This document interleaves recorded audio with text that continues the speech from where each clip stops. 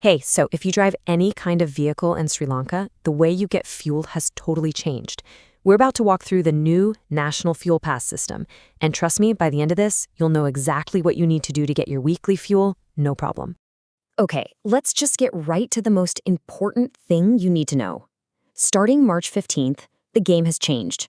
If you show up at a fuel station without a QR code for your vehicle, you're not getting fuel. Simple as that. This isn't just a suggestion, it's the new reality for every single driver in the country. So, here's how we're going to break it all down. First, we'll cover what this new rule is all about. Then, we'll dive into understanding your fuel quota, how much you actually get. After that, the big one, how to get your pass. We'll also cover some super important registration rules you can't miss. And finally, where to turn if you need help. Let's do this. All right, Section 1, a new rule for fuel. So what exactly is this National Fuel Pass system everyone's talking about? At its heart, it's pretty simple. The National Fuel Pass system is just a way for the government to manage fuel fairly. Every single vehicle gets its own unique QR code, and that code is like your digital ticket for a set amount of fuel each week. The whole idea is to make the process way more organized and predictable for all of us. Okay, so that brings us to the question that's probably on your mind right now. How much fuel do I get? Well, in this next section, we're going to look at exactly that, your weekly quota. And here it is, the official breakdown. Go ahead and find your vehicle type on the list. If you've got a standard motor car, you're looking at 40 litres a week. For motorcycles and three-wheelers, it's 15 litres.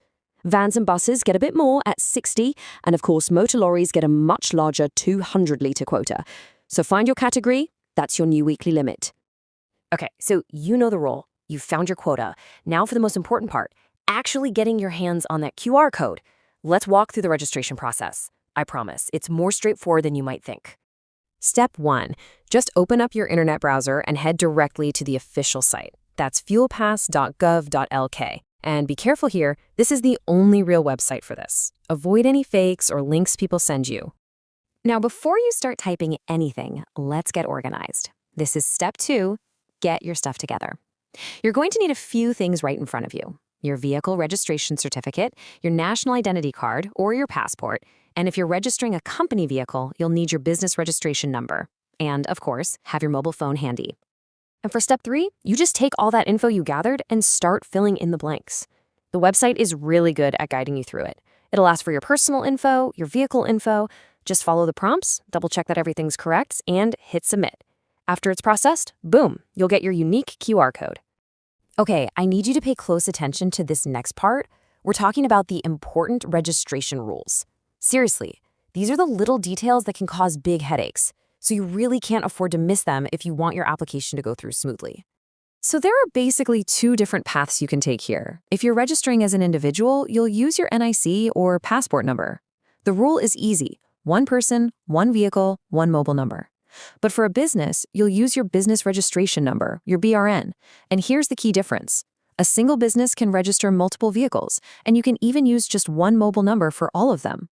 Now, here's a spot where a lot of people mess up. The chassis number. It has to be entered exactly as it's written on your registration certificate. And when it says case sensitive, it means it.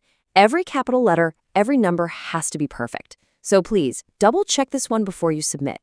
And here's another very specific tip, especially if you have one of those older number plates. If your plate has Sri in the middle, like, say, 3 Sri 1234, you just ignore the word Sri completely. You'll enter the 3 in the first box and the 1234 in the second. It's a small thing, but it's super important to get it right. Let's quickly run through 3 more key rules. First, remember, it's strictly 1 NIC or passport per vehicle. Second, and this is a big one, your personal details, like your name and address, do not have to match the owner's details on the registration certificate. This means you can register a car you use every day, even if it's not officially in your name. And third, make sure you pick the exact vehicle category that's printed on your registration document. No guessing. And just to be crystal clear on that business category we talked about, the BRN category isn't just for typical companies. It's the right choice for any commercial business, sure, but also for government ministries, public institutions, NGOs, or even clubs that need to register vehicles. If your organization fits into any of those groups, you'll be using your business registration number. Phew, we've covered a lot of ground. So in our last section here, we'll quickly look at where you can go for help if you need it, and we'll wrap up with the big question this whole system is really trying to answer. Look, if you run into any trouble or have questions while you're registering, don't worry. You're not on your own. There's an official government hotline set up just for this. The number is super easy to remember. Just dial 1919. So there you have it. You know the rules, you know your quota, and you know the exact steps to get your QR code.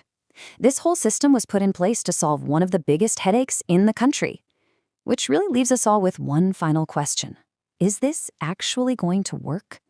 With this new system in place, will Sri Lanka's long fuel lines finally become a thing of the past?